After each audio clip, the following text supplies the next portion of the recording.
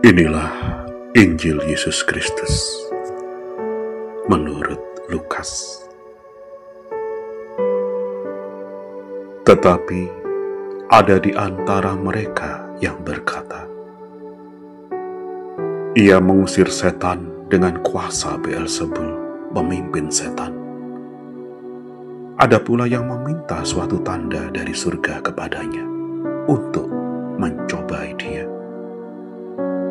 Tetapi Yesus mengetahui pikiran mereka, lalu berkata, "Setiap kerajaan yang terpecah-pecah pasti binasa, dan setiap rumah tangga yang terpecah-pecah pasti runtuh. Jikalau iblis itu juga terbagi-bagi dan melawan dirinya sendiri, bagaimanakah kerajaannya dapat bertahan?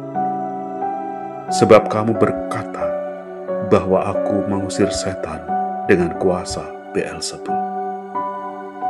Jadi, jika aku mengusir setan dengan kuasa Beelzebul, dengan kuasa apakah pengikut-pengikutmu mengusirnya? Karena itu, merekalah yang akan menjadi hakim. Tetapi, jika aku mengusir setan dengan kuasa Allah, maka sesungguhnya kerajaan Allah sudah datang kepadamu. Apabila seorang yang kuat dan bersenjata lengkap menjaga rumahnya sendiri, maka amanlah segala miliknya. Tetapi, jika seorang yang lebih kuat daripadanya menyerang dan mengalahkannya, maka orang itu akan merampas perlengkapan senjata yang diandalkannya dan akan membagi-bagikan rampasannya. Siapa yang tidak bersama aku, ia melawan aku. Dan siapa yang tidak mengumpulkan bersama aku, ia mencerai-beraikan. Apabila roh jahat keluar dari seseorang, ia mengembara ke tempat-tempat yang tandus, mencari perhentian.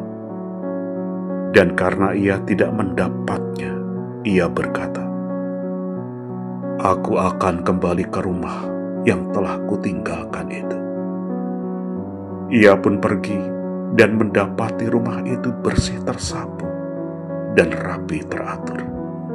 Lalu ia keluar dan mengajak 7 roh lain yang lebih jahat daripadanya. Dan mereka masuk dan berdiam di situ. Akhirnya, keadaan orang itu lebih buruk daripada keadaannya semula. Demikianlah sabda Tuhan. Saudari dan saudara terkasih, perikop Injil hari ini menyajikan kisah bagaimana Yesus menghadapi tuduhan orang-orang yang meragukan kuasanya. Mereka menuduhnya mengusir setan dengan kuasa setan. Tuduhan ini mengandung ironi besar. Mereka menyaksikan karya Allah, tetapi menolaknya dengan prasangka. Namun, Yesus menjawab dengan logika sederhana. Setiap kerajaan yang terpecah-pecah pasti binasa, dan rumah tangga yang terbagi-bagi pasti runtuh. Dari jawaban ini, Yesus memberi peringatan serius bahwa hati yang terbagi atau terpecah akan mudah dikuasai oleh kegelapan. Setiap kerajaan yang terpecah-pecah pasti binasa, dan setiap rumah tangga yang terpecah-pecah pasti runtuh. Seringkali membuat kita merenung betapa sering kita merasa hati dan pikiran kita terpecah-pecah atau terbagi-bagi. Ada kalanya pikiran kita ingin melakukan A, tetapi perasaan kita justru menarik ke arah B. Atau kita tahu betul apa yang benar, baik, dan perlu untuk kita, tetapi ada bagian lain dari diri kita yang malas, takut, atau malah ingin memberontak, sehingga tidak mau melakukannya. Rasanya seperti ada dua kubu di dalam diri yang saling tarik-menarik, bahkan kadang saling menyerang. Contoh lain, mungkin kita ingin bersikap sabar menghadapi seseorang, tetapi emosi tiba-tiba meledak. Di momen-momen itu, kita merasa kerajaan kecil dalam diri kita sedang bergejolak, tidak bersatu. Dan benar saja, hasilnya seringkali adalah kehancuran kecil, rencana jadi berantakan, suasana hati jadi buruk, atau penyesalan datang kemudian. Analogi tentang iblis yang terbagi-bagi itu juga menohok. Jika musuh saja tidak bisa bertahan kalau terpecah, bagaimana mungkin kita bisa maju dan mencapai apa yang kita inginkan jika diri kita sendiri tidak selaras? Perpecahan internal ini justru menjadi penghalang terbesar, menguras energi, membuat kita ragu, dan seringkali berakhir dengan penyesalan. Maka renungan ini menjadi pengingat bagi kita pentingnya menyatukan kerajaan di dalam diri kita. Bukan berarti kita harus selalu sempurna, tetapi setidaknya ada upaya untuk mendamaikan pikiran, hati, dan tindakan kita.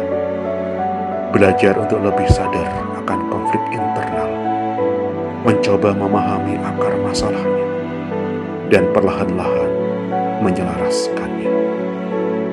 Mungkin dengan lebih banyak mendengarkan intuisi atau suara hati, atau lebih tegas pada komitmen diri. Dan tentu saja, ini juga berlaku untuk hubungan kita dengan orang-orang terdekat.